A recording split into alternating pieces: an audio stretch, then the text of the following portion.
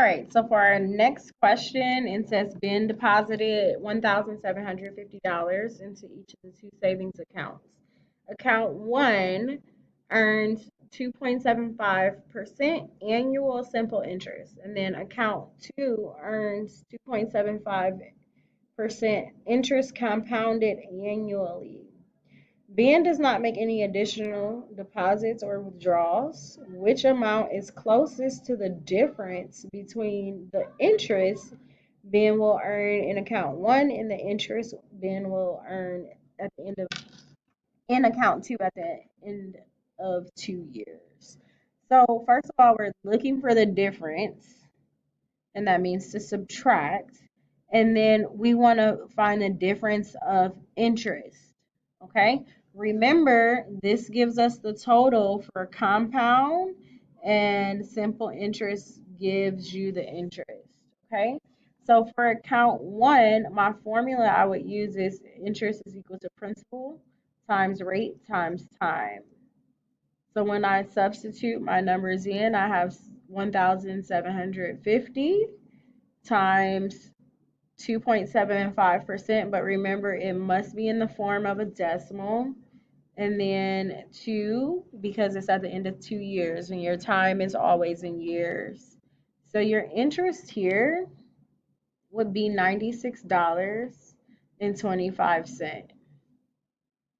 Now, next, it tells me that he has something compounded annually. So I'm going to use the formula for compound interest is which is principal times 1 plus the rate raised to the t power, which is time. So here we get 1,750 times 1 plus 0.0275 raised to the second power.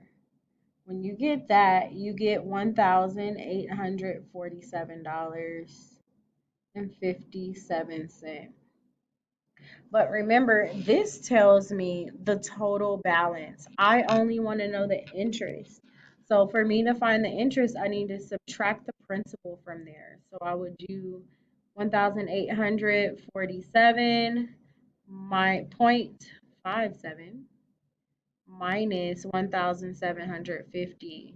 When I subtract those two, I get 97.57. And if you notice, there is one, two, that's an answer choice, that's an answer choice.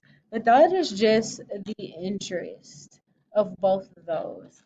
But I want to find the difference of interest. So that means I need to get rid of those. In order for me to find the difference of interest, that means I need to subtract.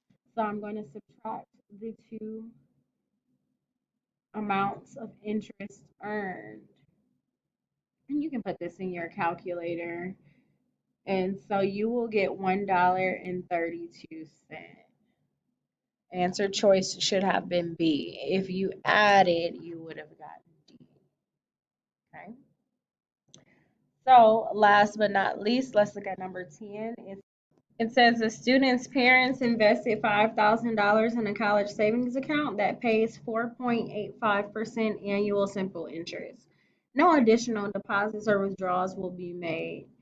Which amount is closest to the interest earned on the account at the end of 15 years?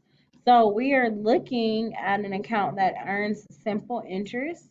So our formula is interest is equal to principal times rate times time. Once I substitute my numbers in, I'm going to go ahead and multiply them. Remember, put the decimal, your percentage in decimal form times 15. And in order to do that, to put it in decimal form, you just move it 2 places to the left and add your placement holder.